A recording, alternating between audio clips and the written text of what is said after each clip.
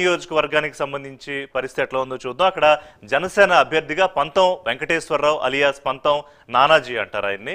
ఆయన పోటీలో ఉన్నారు. ఈయన కూడా కాపు సామాజిక వర్గానికి చెందిన నేత. గత ఎన్నికల్లో జనసేన నుంచి పోటీ చేసి 40,000 ఓట్లు తెచ్చుకున్నారు. సో నియోజకవర్గ వ్యాప్తంగా కూడా ఆయనకి మంచి గుర్తింపు దొరికింది.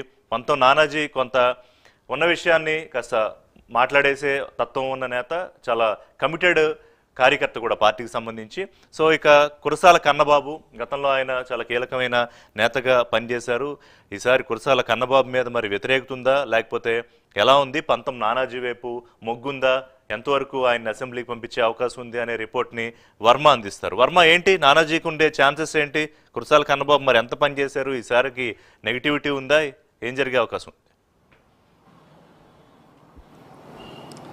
రిషి, ఇప్పుడు ఏదైతే కాకినాడ జిల్లాలో పిఠాపురం నియోజకవర్గం నుంచి పవన్ కళ్యాణ్ పోటీ చేస్తున్న తర్వాత అంతే రేంజ్లో కాకినాడ రూరల్ కూడా ప్రచారం జరిగింది. పూర్తి స్థాయిలో ఇక్కడ ఏ విధంగా ఎవరు నెగ్గుతారని కొత్త ఉత్కంఠ కూడా నడిచింది. అయితే ప్రకటించిన తొలి సీట్లలోనే కాకినాడ రూరల్లో జనసేన ఖాతాలోకి రావడం, పంతం వెంకటేశ్వరరావు నానాజీగా పిలిచేటటువంటి అభ్యర్థిని బరిలో నిలిపడం. అతను కూడా గడిచిన 5 సంవత్సరాల నుంచి తీవ్రస్థాయిలో పార్టీ కోసం చాలా శ్రమించారు.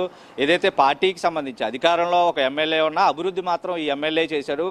ఏదైతే ఇప్పుడు అభ్యర్థిగా ఉన్నటువంటి పంతం నానాజీ పూర్తి స్థాయిలో అభివృద్ధి అన్నది తన సొంత డబ్బులతో చేయగలిగాడు. నియోజకవర్గ ప్రజలకి రాబోయే రోజుల్లో ఇతను ఎమ్మెల్యే చేస్తే ఖచ్చితంగా మరింత అభివృద్ధి అయితే చేస్తాడు అధికారం వస్తే అని భావించి నేతలందరూ కూడా తొలుత నుంచి ముఖ్యంగా పంతం నానాజీని గెలిపించుకోవాలని ఒక ఒరవడిని కనపరుస్తూ కూడా పూర్తి స్థాయిలో పోలింగ్ కూడా చేసిన పరిస్థితులు అయితే ఉన్నాయి. అయితే ఏదైతే వైసీపీకి సంబంధించినంత వరకు కాకినాడ జిల్లా అధ్యక్షుడిగా ఆయన వైసీపీకి అధ్యక్షుడిగా కొనసాగాడు. మాజీ మంత్రి చేశారు, ఎమ్మెల్యేగా చేశారు.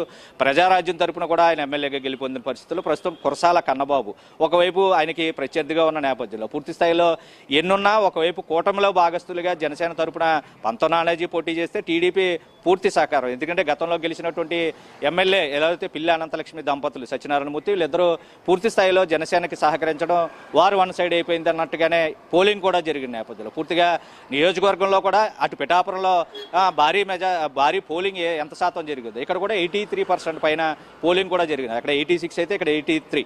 ముఖ్యంగా అంత పర్సంటేజ్ పోలింగ్ పెరగడం, పూర్తిగా 20,000 పైబడి అయితే ఖచ్చితంగా పంతం నానాజీ గెలుపు ఖచ్చితంగా ఉంటుందని ప్రస్తుతం నియోజకవర్గ ప్రజలు ఘంటాపథంగా తొలుత నుంచి సీటు మీకు విజయాన్ని అయితే అందిస్తామని ఇక్కడ ఉన్నటువంటి కేడర్ కానీ టీడీపీ కేడర్ కానీ చాలా కష్టపడి పూర్తిగా పోలింగ్ కూడా ఎక్కువ సమయం ఉన్న నేపథ్యంలో ప్రచారం చేశారు. ఒకవైపు ఆయనపై సింపతి ఉంది. గతంలో పోటీ చేశారు, అత్యధిక మెజారిటీ, తక్కువ మెజారిటీలోనే ఎమ్మెల్యేగా గెలిపేటువంటి కన్నబాబు పూర్తి స్థాయిలో ఇప్పుడు డబల్ మెజారిటీ అయితే ఖచ్చితంగా ఇస్తామని డిసైడ్ అయ్యారు ప్రజలు అన్న కోణంలోనే పోలింగ్ జరిగింది. కాకినాడ రూరల్కి సంబంధించినంత వరకు గెలుపు ఖచ్చితంగా జనసేనదే, పంతం నానాజీ గెలుస్తారంటూ కూడా ప్రస్తుతం ఇక్కడ నియోజకవర్గ క్షేత్రస్థాయి రిపోర్టు, గ్రౌండ్ రిపోర్ట్ ద్వారా అయితే మనకు తెలుస్తోంది. వర్మ, సో వర్మ ఇస్తున్న గ్రౌండ్ రిపోర్ట్ అయితే అక్కడ నల్లేరు మీద నడక, ఇట్స్ క్లియర్ గా వార్ వన్ సైడ్ అయిపోయింది. పంతం నానాజీ మాజీ మంత్రి కురసాల కన్నబాబు మీద గెలిచి అసెంబ్లీకి వెళ్ళడానికి పెద్దగా